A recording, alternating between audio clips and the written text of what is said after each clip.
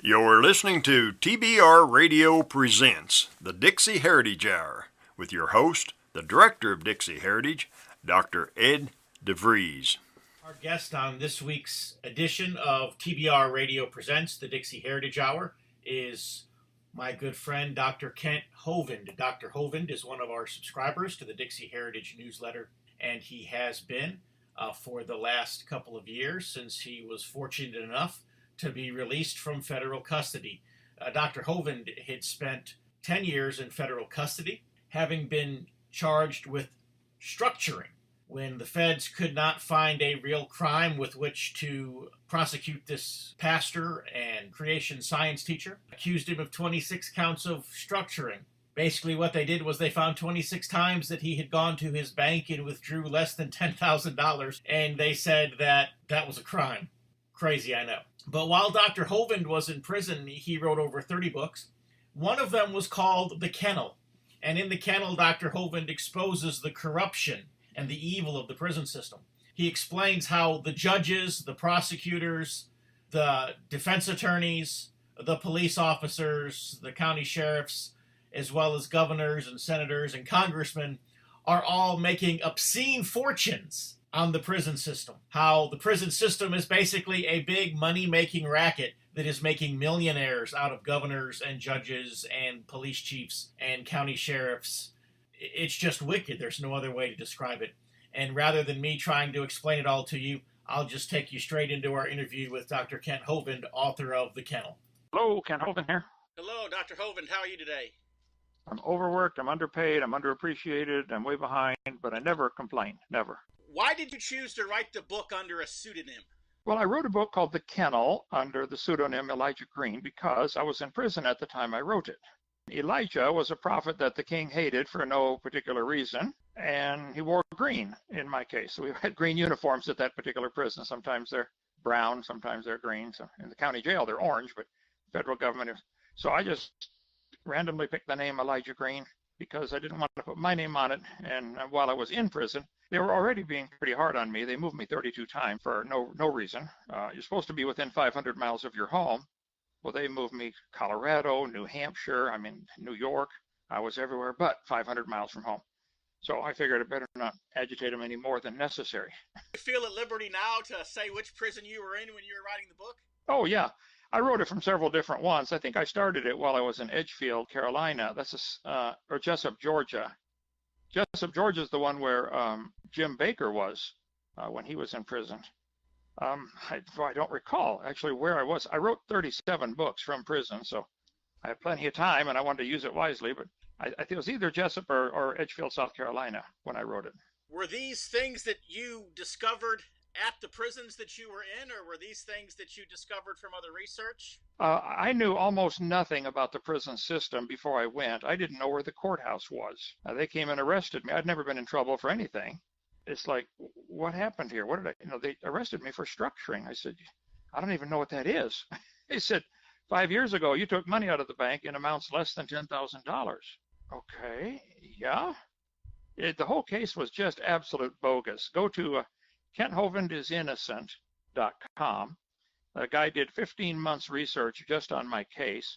He came and lived here with us for 6 months.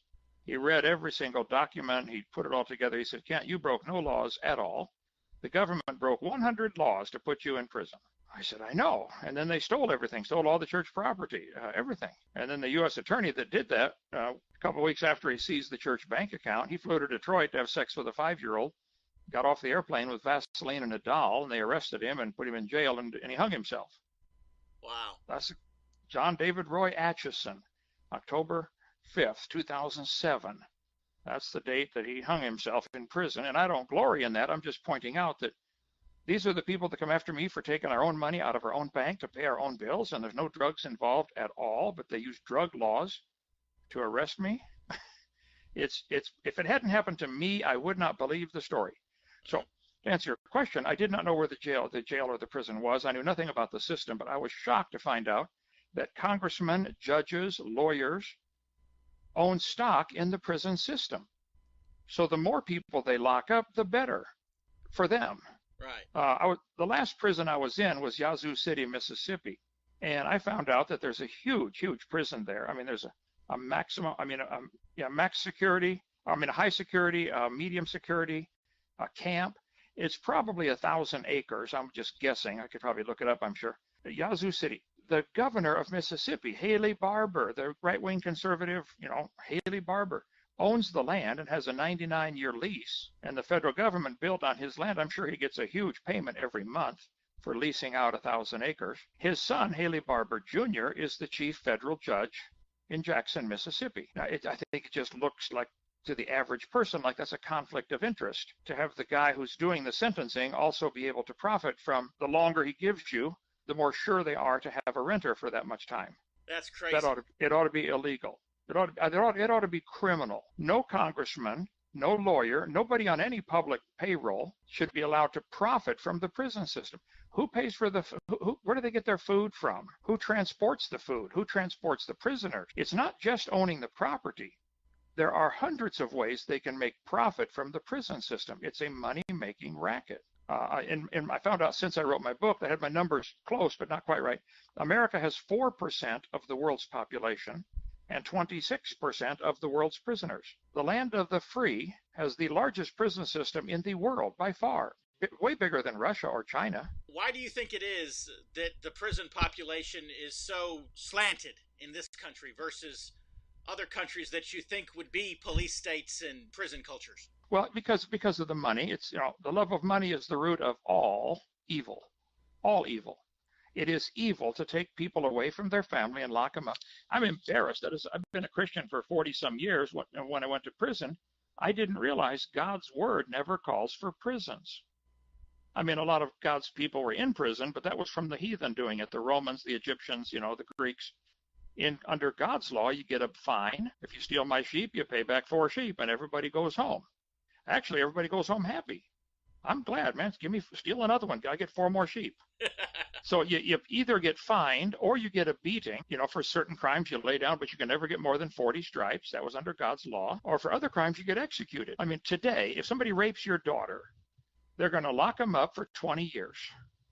She now is being punished again because she's got to work harder to pay more taxes to pay for his groceries and his guards to guard him. I mean, it costs 60 to 80 or to 100,000 a year, depending on what level of security they're at, per year for every prisoner. Who's paying that? Where's that money coming from?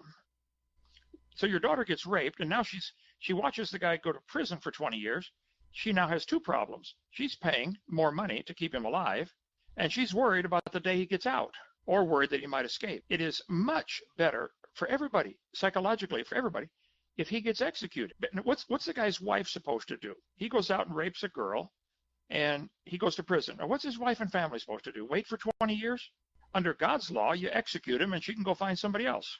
It makes it harder on the wife of the criminal, harder on the family of the criminal, harder on the victims, harder on society. Except somebody profits up the chain, probably a judge or whoever owns the prison or owns the food supply system or owns some of the judges, like in Pensacola, one of the judges owns the organization that rehabs prisoners when they come out. Well, think about that for 2 minutes. They're profiting. The more people they lock up, the more people they make on their secondary business. It's criminal in my totally humble and totally unbiased opinion. And these are just the government-run prisons. I know in your book you also talk about privately owned prisons. Well, yeah, it's prison for profit. See, anybody can come, anybody, there are large companies that come in and start a prison in your county or state on the condition that you promise to keep it 90% full. So if it drops to less than 90% occupancy, the state or county or whoever came to this agreement has to pay you. So you're guaranteed to get a certain amount of income because they're going to spend X number of $1 million to build these buildings. Okay. They want to make sure it's an investment. It's nothing but a Wall Street investment. They don't care what it does for the lives of the people. Only about 3% of all the people in American prisons are in for any kind of violent crime, like armed robbery or rape or murder. 97% are in for a nonviolent crime. What if we followed God's law and said, okay, you get a fine or you get a beating or you get executed? It'd be real cheap. What does it cost to lock up a murderer for 20 years versus what does it cost for a .357 shell to shoot him in the head? What's that, about 80 cents for a .357? Right. I mean, and it's over and everybody's happy, except for the person who would have made a profit off of this. So tell us, Dr. Hovind, in your book you mentioned the hole. What is the hole? So I was being moved all over the place, and I was in a solitary confinement room because they didn't have any place to put me. So for 30 days, I was in what they call the hole. It's a little room, 7 feet wide by 14 feet long, and a window about 4 inches wide. And I looked out the window, and there's the guy coming, another prisoner coming down the hallway pushing a book cart. And so I hollered through the door, hey, let me see what you got. You know, I like to read books. I read like 1,800 books while I was in prison. And he had The Animal Farm by George Orwell, which was written back in 1946. And I was supposed to read it in high school, but never did. You know, one of those kind of things. It was assigned, but didn't do it. So I got the book. It's not a very big book, about the size of my book, The Kennel. And it's a story of, maybe you know the story already, about the pigs take over the farm and they kick out the farmer and they slowly run the farm into the ground because they don't know how to manage anything. It's a complete satire on communism without ever mentioning communism. It's classic, okay? It's called The Animal Farm, George Orwell. Later he wrote 1984, another classic book. But anyway, I thought this is perfect. He's using animals as a satire to show the stupidity of communism. Let me do the same thing with dogs, the kennel, a giant dog kennel, to show the stupidity of our prison system. And in the story, The Kennel, the dogs get locked up for just stupid things, just so they can keep the prison full, the kennel full, just so the people who own the kennel can make money. It's all money. It's evil. When I become king, I'm shutting it all down. Let's look at it from the criminal's perspective. Suppose you murder somebody. Okay, you're a bad guy. You go murder somebody. You're found guilty. There's no question you're guilty. So the judge says, would you like 20 years in prison, or would you like to be executed? Even if the choice is yours, I think a large percentage of them would choose execution for the sake of their families to move on. Well, even for themselves, I think they might prefer just to end it as opposed to having to... Exactly right. Now, God said they don't get a choice. For kidnapping or for rape or for murder, you get executed. You don't get a choice in it. But even if we only went one step toward that direction and said, let's at least give people an option. Suppose you're found guilty of breaking into a store and stealing stuff, and the judge said you're guilty, you stole $500 worth of stuff, you pay back 4 times, $2,000, or you go to jail for 5 years. Would you rather pay back $2,000 or go to jail for 5 years? I think most people would pick the $2,000. Okay. Suppose you're found guilty of some crime that the Bible calls for a beating, and the judge says you got a choice. Lay down right here on the floor. We're going to give you 20 lashes with this cane, or 5 years in prison. Would you take the 20 lashes or the 5 years? Probably the 20 lashes. Sure, it's going to hurt, but it's over. If you told your son, hey, son, you broke the rules, I'm going to give you 5 swats every day for the next 6 months. He'd say, Dad, how about give it all to me at once? Let's get this over with. See, prison is nothing but a prolonged, protracted beating. That's all it is. It punishes you a long time rather than get it over. And God's law, it's over with that day. It's a one-day thing. You're guilty, you pay your fine or take your beating or get executed, and everybody goes home. It's real, and I'm embarrassed. I didn't see that in God's law until I went to prison and thought, wow, the law of the Lord is perfect. Well, you know, one thing, too, in God's law is, with the exception of capital crimes, is the restitution is made to the victim, whereas in our current system, there is no restitution to the victim. No, the court or the county makes the money. If there's any restitution, you're right. It doesn't go to the victim. It's evil. I'm shutting it all down. When I become king, I'm going to shut it all down. I'll tell you right now. There are politicians you were talking about. For example, Governor Barber owns the land and he leases it to the prison. In your book, you talk about other politicians and office holders, senators, congressmen, judges, and how they're all getting pieces of this pie. That's correct. It's not right, but it's correct. So what exactly are the pie pieces, and how do these individual politicians get their piece? Well, you can Google prison industries. It's actually on the stock market. You can own stock in prison industries. There are companies that run the prisons. Like, for instance, let's say your county has a county jail. Well, they don't want to have to cook the food and buy the food and order the food and store the food, so they'll sub that out to some company in your county, and Joe's Bakery will supply all the stuff, all the food. or something, okay? And so the food service is a giant part of the prison industry that is normally privately owned, but anybody can invest in that business as a stock. So you could own stock in Jones Bakery knowing that they've got a for sure customer with the county jail. And you know Jones Bakery is going to make a profit. So there are lots of ways they can invest. There is a giant industry that does nothing but transport federal prisoners. They've got a whole bus fleet constantly running around the country. They've got several giant airplanes. I've been on for 4 of them. They handcuff you, chain around your waist, handcuffed to the chain, and you sit on the airplane. I was on one for 13 hours.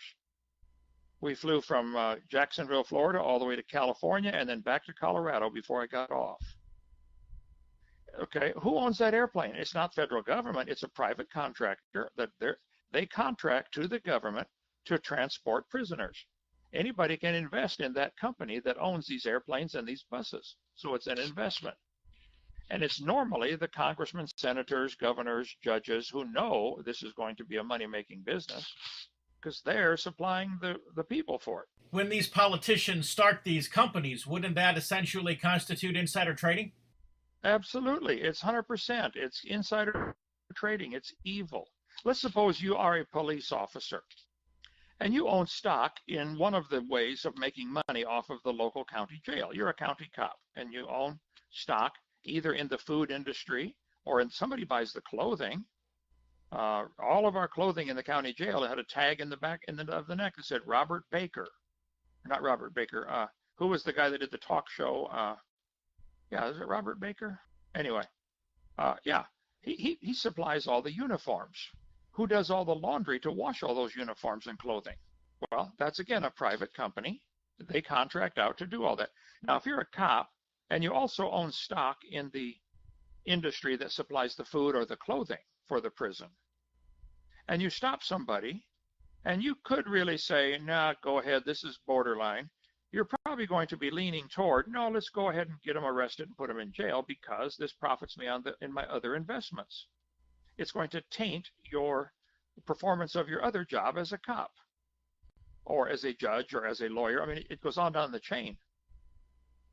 It is definitely insider trading, or there's other terms for it, but they're profiting twice. It's just pure evil. Let's take a break here, and we'll be back in about 60 seconds after we hear a word from our sponsor, the Barnes Review. If you love listening to the Dixie Heritage Hour, then I know that you'll love reading the Barnes Review. The Barnes Review is one of my favorite magazines. I began reading the Barnes Review long before they became a sponsor here on the program. In the Barnes Review, you will read vignettes of man, from the prehistoric to the very recent, from forgotten races and civilizations to first-person accounts of World War II and the late Cold War. There's just not a more interesting magazine published today, nor a more significant and important subject than real history. So if you'll visit www.barnesreview.org, that's www.barnesreview.org, you can find out how you too can become a subscriber to the Barnes Review. You can subscribe to receive the Barnes Review by mail, or you can subscribe to receive the Barnes Review electronically in PDF editions. Or you can subscribe to receive both. That's what I do. So visit www.barnesreview.org and subscribe to the Barnes Review. We're back with our guest, Dr. Kent Hovind, author of The Kennel.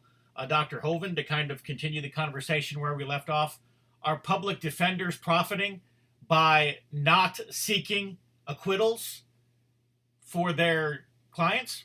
If he owns stock in the prison system, oh, yeah.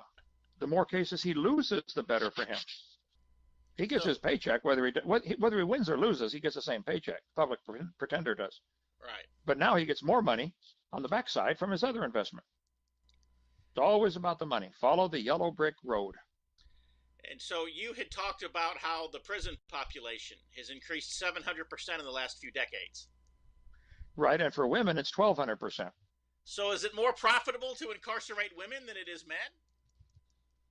There just happens to be a greater increase in women prisoners. I don't know why, but it's just the statistics show 1,200% increase. Okay. And you talk about in your book prison overcrowding and how the politicians can increase their profits by basically underbidding prisons and then overpopulating them. Right. They have rules in place that say you're allowed to be 20% overcrowded. For instance, if someone goes to what they call the hole or solitary confinement, I was in there 5 different times for not for doing anything wrong, just because in the process of moving me, that's the only place they had to keep me. I never got in any trouble in any of the jails I was at. But while you're in the solitary confinement, well, they can charge more. Let's suppose it's $50 a day for a regular room. Well, they can charge $80 a day for somebody in solitary confinement. They can charge to the county or to the state, hey, we've got 10 prisoners in solitary confinement, so you've got to pay us $80 a day instead of 50. So they want to keep the solitary confinement rooms full also because they make more money off of those. And so that was the room that you referred to as the shed in your book, The Kennel. Yes, yep. Because you're going to get more money off of that. We talked about food here a few minutes ago. You'd said in your book that food companies donate spoiled food and get a tax deduction? Yep, get a tax deduction by donating it, or they can still sell it because you're allowed under the law to give prisoners food that's outdated. And you're allowed to be 20% overcrowded. It's interesting, in the solitary confinement or the hole, they're only allowed to keep prisoners in there for 6 months, and they have to take them out. So what they'll do after 6 months, they'll take you out, take you in for an interview with the warden, and then put you back in for 6 more months. After all, you have been out of your cell. So it starts the clock all over again. And so the food companies are feeding rotten food to the inmates then? I don't know that they always are. I know that they can, and nothing is ever done. And then there's commissary. You only got one place you can buy stuff, and it's a 30% markup on everything, pretty much across the board, I believe. So that if a Snickers costs, $1 on the street, it's $1.30 in the prison. And who owns the commissary? Some private judge, lawyer, congressman, senator, governor. They'll buy stock in or completely own that supplies the commissary, and you've got a completely captive audience, literally, because you can't go shopping. There's no competition. You either buy it here or you don't get it. You had talked about in the book there was one particular prison, and the vending machines in the visitors area had a tremendous markup, like 300%, 400%, and the money from that actually went to the guards. Right. They have a Christmas fund where every Christmas, so much, whatever the profit is from the visiting room, gets divided up. Every prison, they may do it differently, but the ones I saw, they said, oh yeah, this is our Christmas bonus, the profit from all these vending machines. So you got your family comes to visit you in the visiting room. They've only got one place they can buy stuff. That's it. You can't bring anything in. So they'll go buy a Coke for $3 instead of $2 or $1.50. And again, that goes back to somebody's making money off of this. You'd also talked in the book about how people get paid commissions to increase the prison population. How does that work? But many people have written on this where they have to lock up so many people a year to keep things open, or keep the prisons open. And you'd also talked about using the inmates as basically slave labor in for-profit businesses, be they farms or factories. Oh yeah, there's a whole prison industry where they will produce things like the one in in Marion, Florida. The prison there takes in old computers and takes them apart and separates all the parts. They've got all the brackets, the screws, the screens, the hard drives.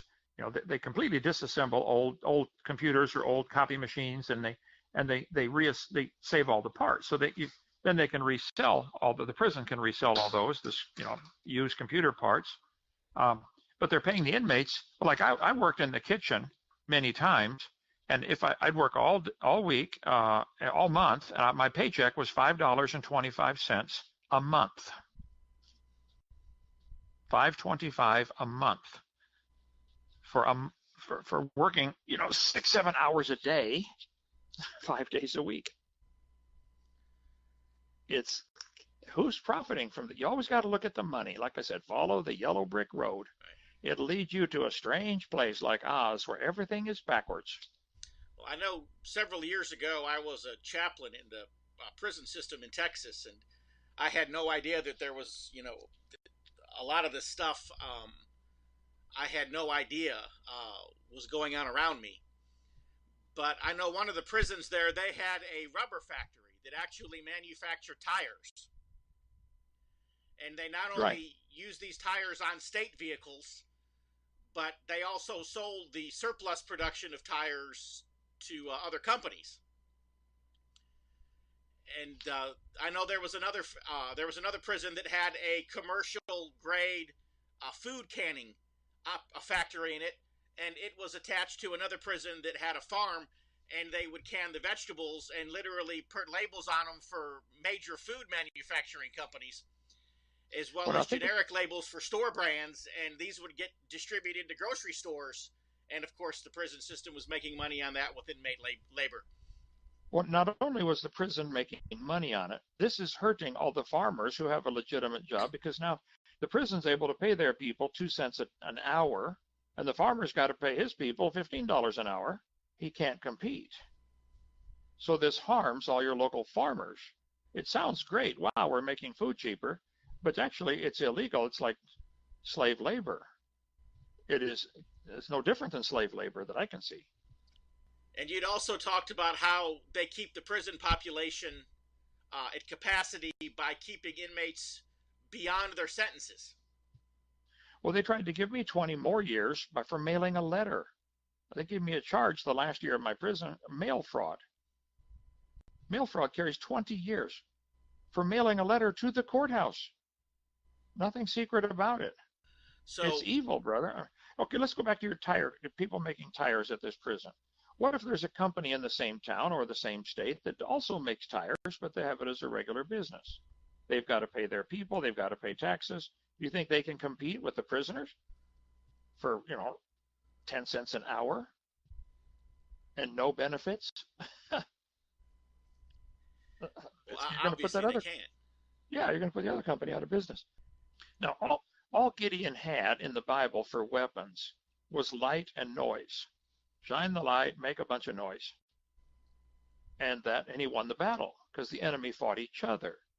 My job as a Christian, at least on this prison issue topic, and maybe some other topics, is I just simply shine the light and make noise, and I hope they fight each other.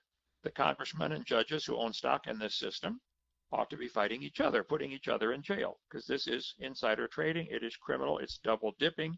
There's all kinds of ways you can describe it, but in anybody's book, it's wrong. Well, let's pause here, Dr. Hovind, and we'll have a brief word from our sponsor, the American Free Press. If you're like me, and I'll bet you are because you're listening to the Dixie Heritage Hour, you like to be on the cutting edge of honest news and accurate information.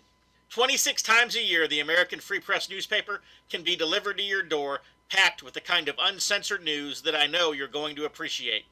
If you're ever dissatisfied with your subscription to the American Free Press, their guarantee is that you just drop them an email and they will gladly refund the unused portion of your subscription. So what are you waiting for? Visit www.americanfreepress.net. We're back with our guest, Dr. Kent Hovind, author of The Kennel. In your book, you mention waste in the prison system. Of course, we know that the government is not exactly known for its efficiency, but you explain how in the prison system, in particular, waste is rewarded. Well, yes, they don't care if they make a profit. They don't have to.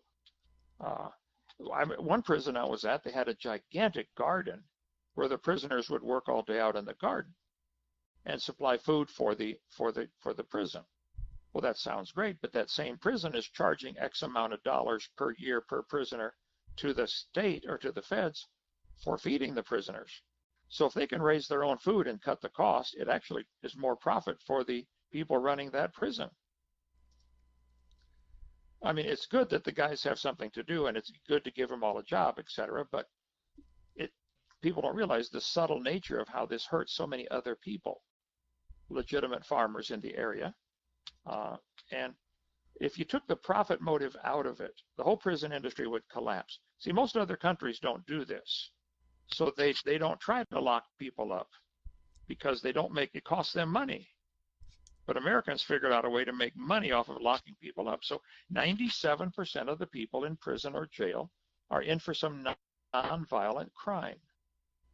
Fine them or beat them and send them home. If I was king today, I could thin the prison system down to about 2% of its current size in one day, just by giving everybody who's in there the option of taking a biblical punishment or stay in jail. Most of them would say, man, what's my fine? I'll pay it. I'll go home. If it's a financial crime, then it should pay back 4 times and go home. In your book, you talk about how the government has literally created crimes in the last couple of decades, specifically so that they can incarcerate more people. I believe that's correct, but it gets worse than that. Karl Marx, the founder of communism, said, if you're going to have communism run a country, you have to be able to lock up anybody you want at a moment's notice. So what you do is you pass contradictory laws and just simply don't enforce them. For instance, you pass a law that says you must drive on the right side of the street. Then you pass another law that says you cannot drive on the right side of the street. Well, you can't do both. But they just simply don't enforce it unless they want to stop, their political opponent and put him in jail. Well, then they stop, Jim Smith, who's running for sheriff or running for your job. Oh, he was driving on the right side of the street. And the law says you can't. By passing contradictory laws, you can lock up anybody anytime you want. I know when they couldn't nail you for an actual or a specific crime, they charged you with structuring, which, as we discussed before, is just whatever the prosecutor wants to say it is at the time of the prosecution. I know another thing that's becoming popular now is people are being jailed for conspiracy, which means, once again, they didn't commit a crime, but I guess they thought about it. Isn't that stupid? Yeah. Capitals, yes, yeah. And so essentially, are these new crimes, not only are they things that previously were not criminal, it's almost as if the crime is whatever the government says it is at the time, like structuring. Exactly right. So the structure, they used drug laws to put me in jail and seized all the church property. The drug law, I've never taken drugs. I took an aspirin 6 months ago. I've never tasted alcohol. They used drug laws to arrest me and put me in prison. It's not only stupid, it's evil. And so you talk in chapter 5 about cage brokers. Tell me about cage brokers. Well, that would be the people who make an investment to promise to keep it full. There are people, you can actually buy stock in prison industries, and their job is to make money off of this. They're like a stockbroker. Call your stockbroker, just call anyone out of the phone book, any stockbroker, and say, can I buy stock in the federal or state or county prison system?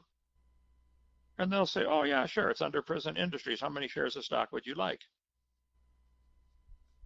So there are brokers who deal in this, in addition to the conspiracy goes so deep, brother. If it's bizarre, it's hard to believe it's happening in America, but it's been happening. And it really started in the early 70s when Rockefeller and some other folks realized, man, here's a way to make a lot of money. They keep hollering, tough on crime, tough on crime. Oh, come on, it's tough on families. They're not trying to be tough on crime. They're the ones bringing the drugs in so that there can be a drug problem, so they can arrest people and lock them up in jail for taking drugs. And yet they brought them in. That's what the whole Vietnam War was about. One of the major causes of the war was to be able to get more access to more drugs. A lot of those airplanes fly, the soldiers will tell you, airplanes flying back and forth full of coffins of soldiers. The coffins are full of drugs in many cases. I know a number of years ago, I remember that there was an individual, I do not remember his name, but I remember he was supposed to testify in a federal court that he was a military pilot and that he was flying drugs from South America to the Bush Ranch outside of Waco, Texas. And he mysteriously died. Yes, he did. Yeah, I did not know that, but I could guess that. And so but many people told me that it was George Bush that ordered them to get a crackdown on tax protesters in Pensacola and to get me to shut me up. I can't prove that, but that's what several people told me. Well, do you think? Can you think of anything in particular that you were saying or preaching that got their dander up? Oh, absolutely. The guys who started this country 230 years ago, they said, we hold these truths to be self-evident. All men are created equal. They're endowed by their creator with certain rights, life, liberty, pursuit of happiness. Question, where do rights come from? Do you have the right to get married? Or do you have to buy that from the state with a license? Do you have the right to drive a car? Or do you have to buy that from the state? Most people don't realize driver's licenses are only required for commercial vehicles. Many people drive without a license. They say, I don't need the statesman. Now, I don't do that, but I'm just pointing out that in my seminar, part 5, I talk about how the evolution theory is the foundation for communism, socialism, Nazism, Marxism, and the New World Order. They don't want people to think that they have rights that come from God. Those people don't make good slaves. They'll throw the tea in the harbor and start a big war because they think they have rights that came from God. So I mentioned that in my video number 5 about the how evolution is not only a stupid idea, it's dangerous. It's a foundation of all these isms, communism. When they came and raided our ministry with the SWAT team, they said, get every DVD number 5 you can find. And they searched the place with a fine-tooth comb trying to find all the DVD number 5. That's the one they wanted to. That's what they arrested me for. They never said that. They looked for something else. Structuring. What on earth is that? They gave me 10 years in prison for structuring. I'd never heard of it. It's not, and it didn't even break the law. But even if I had, it's the stupid law. And the maximum sentence for structuring was 0 to 6 months. But the judge said, this crime is worse than rape. I'm enhancing this to 10 years. How does the judge legally basically change the prescribed sentence, or was it an illegal proclamation that simply no one has the ability to challenge? Well, question, what if a judge, a federal judge, does not follow the law? They're appointed for life, It's a lifetime appointment. Once you're a federal judge, you're good for life. What's the check and balance with that? Well, the only check and balance with a federal judge is Congress can impeach them. And when's the last time that that's happened?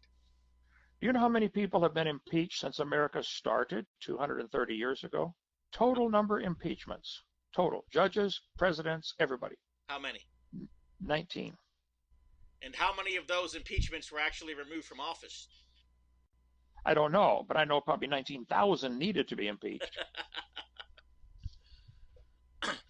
They have nothing to fear because they know nothing will happen to them. They rule with impunity. They're not the least bit afraid of being impeached because they've all got dossiers on all the congressmen who would be voting to impeach them. They say, "Oh yeah, you're going to impeach us? Well, we're going to show these pictures we took of you with this, prostitute or something, or at this drug party." They purposely get bad dirt on all of them so that they can blackmail them should the need arise. So no, nobody ever gets impeached. So Judgment Day is going to be very interesting when God reveals everything because He's not afraid of anybody.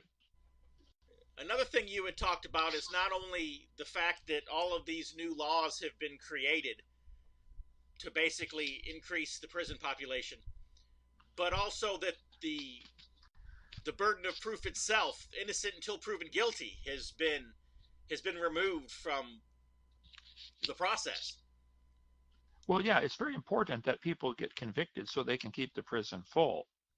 So yeah, you're guilty till proven guilty. And then, there's also piling on charges. You arrests now, and you look at prosecutions now, and a person did, they committed one crime. Well, what you would think of as one crime, they robbed a liquor store. But yet there are 46 counts in the robbery of the liquor store. Right, because they stole 46 packs of cigarettes. Right. Or something, yeah. It's rather than just one count of robbery. I know they do that all. Like with me, 45 counts of structuring. Every time we went to the bank and made a withdrawal, they added a new charge. None of them broke the law, but they added 45 counts. Why not just one count of structuring? But when a jury looks at that and they see somebody who has, numerous counts against them, it almost plants the thought in the jury's brain that, well, they must be guilty of something. That's exactly why they do it. Bingo, you are on it, brother. So you talk about points in your book and why the officers want them. It's run differently in different prisons or jails. There's three different systems at least. There's a federal system, there's a state system, and there's a county system. And sometimes the fourth one, which would be a city. Your city may have its own prison system, a jail, and a police force, etc. Now, in the case of Jacksonville, Florida, they just combined the two. The county and the city is all just one, so they don't have to have redundant, police officers, etc. But I don't remember all the details on the point system, but I read about that somewhere while I was studying for that book and thought, this is crazy that they can get, the more people they lock up, the more benefits them. They get raises and stuff based on how many. It may be a totally off the record thing because they don't want to get in trouble, because that would be so obviously evil. Kind of like the speeding ticket quotas that every police agency in America denies exist. Right. Yep. You got to give out so many speeding tickets. Of course, officially speaking, there are no quotas anywhere, but... Oh, no, of course not. Yeah, of course we not. all know better. You had talked about how even the halfway houses are a racket. Well, yeah, after you get out of prison, in many cases, they say, well, if you get out early, you can go to a halfway house. Now you have to report in and you have to do certain things. Well, hold on. Who profits off that halfway house? Who owns that? Who buys their groceries? You got to always follow the money. And so is it the same judges and congressmen and politicians and policemen? It can be. Okay. It sure can be. You'd also talked about how you're sentenced to however many months in the halfway house, yet a lot of people only spend days at the halfway house, but the halfway house still gets paid for their full... Oh, right. Yeah, if you're sentenced to 5 months in the halfway house and they've got 100 beds, well, they may let you stay for a month and then go home, but you still pay $20 or $50 or whatever a week for that bed, and then they put somebody else in it. They may have 10, 15 people paying every day for that same bed and only one person ever using it because they let you go home if you keep paying. How's that for a money-making racket? Yeah. So I know we're kind of going backwards here a little bit, but when we were talking about inmates working in the prison, you mentioned in your book that OSHA regulations do not apply to the prison industries. Correct. You don't have to have the same safety standards. And so the result of that is a lot of injuries. Well, I don't know. I haven't documented that. I suspect so. And there's nothing the prisoner can do. He has no recourse. So I assume there's a whole nother set of ways to make money on providing medical treatment for the inmates as well. That's another thing, yep. And who transports them to the doctors and stuff like that. And so, the doctors who work, the doctors in the prison system are the ones that can't get a job anywhere else. And so the injuries, I would assume, when they happen, are probably profitable for the prison. Correct. Yeah, you'd chase that rabbit a long ways, but I think you'd find it leads to a money-making for some politician or judge or somebody somewhere. You also talked about the sanitary conditions in prison and how they're not the best. Correct, especially county jail. They are incredibly awful. But see, there's, again, who's going to hold them? Who holds their feet to the fire? Who makes them obey the law? They are the law. Right. And so I assume that there's money being made cleaning the prison, even though it's not being cleaned. Or cleaning supplies. Who supplies the soap and, et cetera. But yeah, it's money all the way around. I mean, how many different ways do you spend money on your household? Let's see, you got to heat it, air conditioning, food, cleaning, maintenance. Okay, well, you got the same thing on a grander scale with a prison with 1,000 men in there. Right. Who profits? And you'd also mentioned that 70% of inmates are released with an infectious disease. Oh, yeah, quite a number. That's a statistic somebody sent me while I was doing research for this book, and they said many, especially people who've been in for a long, long time, usually after 1 year of prison, you've contracted something that's going to stick with you for life. They call it the prison cough. I have it. Watch my YouTube. You had not only talked in your book about inmates being released with infectious diseases, you even implied that in many cases the inmates are intentionally infected with pathogens, almost as though they're being used as lab rats in some kind of sick medical experiment. Absolutely, yeah.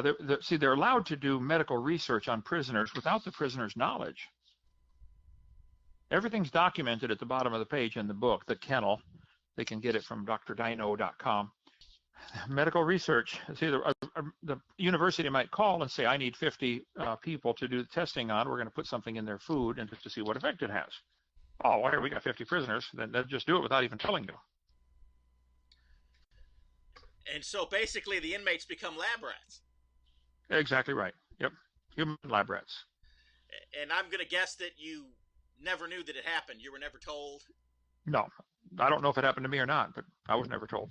Okay. I sure never volunteered for it. I'm just going to ask you, do you think that that constitutes cruel and unusual punishment? No, absolutely. Yeah. Just locking a person up, period, is cruel and unusual punishment. If they're going to get, like for your son, if your son did something wrong and you said, son, I'm going to lock you in your bedroom for 3 years, I'll bring you food as you need it. Would that be cruel and unusual punishment to lock your son in his bedroom for 3 years? Yes, it would be. How about for 3 months? Yes. Sure. Okay, so what is the difference what we're doing in our prison system? Right. If you're going to punish them, punish them. God's law is perfect. You fine them, beat them, or kill them. You had mentioned earlier that to maintain the prison population, that sentences are often extended, that the inmate is kept beyond their prescribed sentence if that's necessary for maintaining the population. In your book, you had mentioned how in many cases the inmate will be accused of a crime, and it doesn't matter whether or not they actually committed the crime while they were in prison, because they'll receive no due process, there'll be no trial. Simply the accusation of the crime is enough to add years to their sentence and to keep them in the prison indefinitely. That is correct. They can. In some cases, in some counties, and there's ways. See, the prisons, well, one thing they can do, because in federal prison, for instance, you serve 85% of your sentence. So if you can get 15% off for good behavior, just simply by don't get in trouble, and instead of serving 10 years, you serve 8.5 years. Yeah, but if the prison needs you there for that extra 1.5 years, they are the ones who decide if you get the 1.5 years off or not. So if they're underpopulated, they can remove your good time. You can lose good time at just with no trial, no nothing. So the feds rule you get to serve 85% of your sentence, but in reality, it's up to the prison how much time you serve. So they can decide, well, our beds are, we need somebody to fill that bed so we can collect money, because they get paid based on how many people are locked up. So they can say, nah, remove, he's going to lose 30 days or 60 days or 90 days or a year of good time because he didn't behave. That's just plain too bad. If you don't like it, tough. Right. Another thing you had mentioned is how rape is only a misdemeanor rather than a felony in prison, and you said that in private prisons it's not even a crime. That's what I have heard. Now, in the federal prison camps where I was, I never saw any indication of that problem. But especially in longer term prisons, see, you can, if you have a sentence of 10 years or less, you can serve it out in the low security or the camp. Federal prison camps are basically a joke. They're like a college dormitory. There's not even a fence. There's just a sign, don't go past this point. Now, see, there's camps, which is I was at, and then low security will have a fence around it. Medium security has 2 fences and barbed wire. High security has 2 fences, barbed wire, and guards with guns. So that's how and they charge more per day for those in the higher security. So the more high security people you get, is better for the people who are making money off the prison system. Again, the money making racket. Follow the yellow brick road. Well, I had a theory, and I had this theory 20 years ago, and you sort of validated it for me in parts of your book. And my theory was this, that when Prohibition ended, that there were a lot of federal agents who were about to be unemployed for lack of something to enforce, for lack of something to do. And so what we now know as drug laws were quickly put into place to replace the prohibition laws just to keep a bunch of federal employees on the payroll. Excellent theory. I think it could be easily proven. I haven't looked at that, but it sure sounds something worth looking into. But Because, for instance, why is marijuana illegal? I've never taken it and never will, but it's a weed, for heaven's sake. If somebody wants to, the simple solution is, if I was king, I would legalize all drugs and eliminate all welfare. The problem will fix itself. If you want to take drugs or go get drunk, that's fine. Now, if you want to drive on the highway, that's different. But if you just don't show up to work and your boss fires you, now you don't have any income, and so you go broke. But now they just go on welfare. If you're going to legalize all drugs, you'd have to also eliminate all welfare same day. And the Bible system is very simple. If you don't work, you don't eat. right. Not complicated at all. Well, I think that, my theory was that by creating these drug laws, that it would keep all of these federal agents basically employed. But now reading your book, I could see where now as the prison system came to be seen by different people in the political realm as a profitable enterprise, the expansion of those drug laws has enabled them not only to keep people on the federal payroll, but it's also enabled them to really monopolize on and expand a very profitable enterprise, being the prison industry. Absolutely. Always the money. Yeah. Some of the other Bible versions have changed. 1 Timothy 6:10. 1 Timothy 6:10 says the love of money is the root of all evil. And other versions will say it's the root of all kinds of evil. No, it's the root of all evil. It'll be at the root of it someplace. Now, you don't always see the root. Matter of fact, you seldom see the root.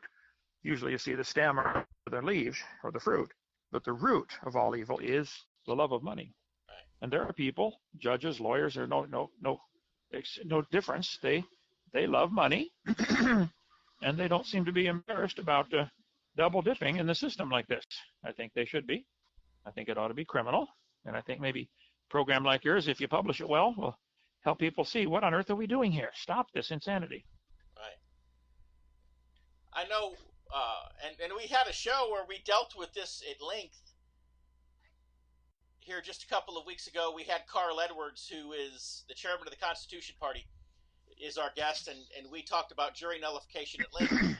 But you had mentioned in your book how jury nullification is a forgotten legal doctrine that could basically help to stick a monkey wrench in this whole thing. Well, that's what our founders put into it very clearly. That's why you have to have a unanimous verdict on a jury. See, if your county passes a law that says, or if the feds come in and pass a law that say you can't do something, and you think the law is stupid. Let's suppose they pass a law that says you can't spit on the sidewalk. Okay. And you think, hey, they've got no right to say that. So they catch somebody spitting on the sidewalk. And sure enough, they've got video footage and 10 witnesses. He did spit on the sidewalk. There's no question. But you think the law is stupid. So they call it. You get on the jury. I tell people when they're calling you in for jury, play dumb. Get on the jury. Once you're on the jury, then you are like God in the court system. You can vote any way you want, and they can't even question you. You'll never be called into question for any vote you do as a juror. So they can put you on a jury, and you can say, not guilty. And the rest of the jurors will say, what do you mean not guilty? We saw him spit on the sidewalk. Here's the video footage. What's the matter with you? Nope, not guilty. And he goes free. That's jury nullification. So you had mentioned at the back of your book, you had mentioned several things that would be needed or helpful changes to correct some of these. Why don't you just share a few of those with us real quick? Well, just getting politicians or people in office who know how it ought to be. Most of them are blind leaders of the blind. They don't have a good standard to go by, which is where the Christian standard, if you get a bunch of people who know the Bible, they might not all be Bible believers, or might not all be independent Baptists, but at least they know the Bible, and they look at that as a guide for here's how it ought to be. They would then work toward ways of minimizing the prison system and they would say it's illegal to own stock in the prison system if you profit in any way from the prison system and you're also involved in any form of law enforcement. That should be illegal. I mean, that's a no-brainer. No cops, no judges, no senators, no lawyers should be allowed to profit in any way from the prison system. And they will say, well, we don't know, we just bought stock, in a company, and that company owns the prison system. So there's ways they have already planned of how to try to get around it, which is why we shouldn't even have this system to begin with. It's probably not tamper-proof. Close it down. So we're starting to run out of time here, Dr. Hovind. Would you tell us really quickly about the other books that you had written in prison? Well, I wrote 37 books from prison. That's the only one I wrote that's not about the creation or evolution. So that's my main calling in life, is to those topics, teach the Bible and science and stuff like that. But I just felt like that's a dog I got to kick as I walk by. If you know what I mean. Right. It's interesting that you would talk about kicking dogs in a book that you call The Kennel. Yep. Some dogs need a swift kick. And yeah, I hope the book helps people come to their senses and say, man, it's just like the Animal Farm book caused so many people to wake up to the evils of communism. I hope I can wake people up to the evils of our prison system. It's generally been the right-wing conservatives like me who have called for longer terms, and I was guilty, 3 strikes and you're out, lock them up, throw away the key. It's wrong. We're doing it all wrong. Very quickly, tell us about the Dinosaur Adventureland theme park that you're building in Alabama. Yes, sir. About 2 months till we open. We'll never be done, but we hope to at least be open in a couple months. I taught science for 15 years, high school science and mathematics. I believe the Bible is literally true, and the evolution theory is not only stupid, it's dangerous. It's a dumb, dangerous idea to teach the kids they're just nothing but an animal, and there's no such thing as right and wrong. And so Dinosaur Adventureland will be a science center, a theme park, a museum, all based on science and the Bible. And we're purposely doing it low tech and low budget so that other people can do one in their backyard. We want hundreds of these across the country where people use science to teach kids the truth. Everything we do has a science lesson and a Bible lesson. For instance, we make a paper airplane that'll go 300 or 400 feet. Our record's 450 with a paper airplane. It blows kids' minds. They say, I can't believe this. Well, and we tell them, kids, ordinary paper, if it's properly prepared and properly motivated, it can do things you just simply can't believe. And they watch it, and it's stunning to watch my airplanes fly. And then we tell them an ordinary kid, if they get properly prepared and properly motivated, which might take a belt or a 2x4, cattle prod, they can do things you would never dream they could do just by being properly prepared and properly motivated. So will this Dinosaur Adventureland, will it be bigger, smaller, about the same scale as the one that you had operated in Pensacola before your incarceration? Well, the one in Pensacola, we had 4 acres right in my backyard. It included the whole ministry. And we had 100,000 visitors from every state and 120 countries come to visit Dinosaur Adventureland. This one is 140 acres and has 10 lakes and camping facilities and out in the country, boondocks. So I'm hoping it'll be much bigger and better and all that stuff. But while we're building it, we're also fully aware that the economy is due to crash at any moment. So we're stepping on the gas but covering the brakes, if you know what I mean. At the same time, when you drive on ice, you got to do that. And we're headed for a financial crash in this country. So we're being a little cautious. Right. So your website, secondpeter3.com or drdino.com, both of those are still... Well, 2 Peter 3 just links over to Dr. Dino. The main site the only site is Dr. Dino, DRDINO, drdino.com. And so our listeners can go to drdino.com and they can find the Kennel as well as all of the other books that you'd written before, during, and after prison? Yes, sir. Well, that's all the time that we have today for this week's edition of TBR Radio Presents, the Dixie Heritage Hour. Hope you've enjoyed our conversation with Dr. Kent Hovind. Take just a few minutes.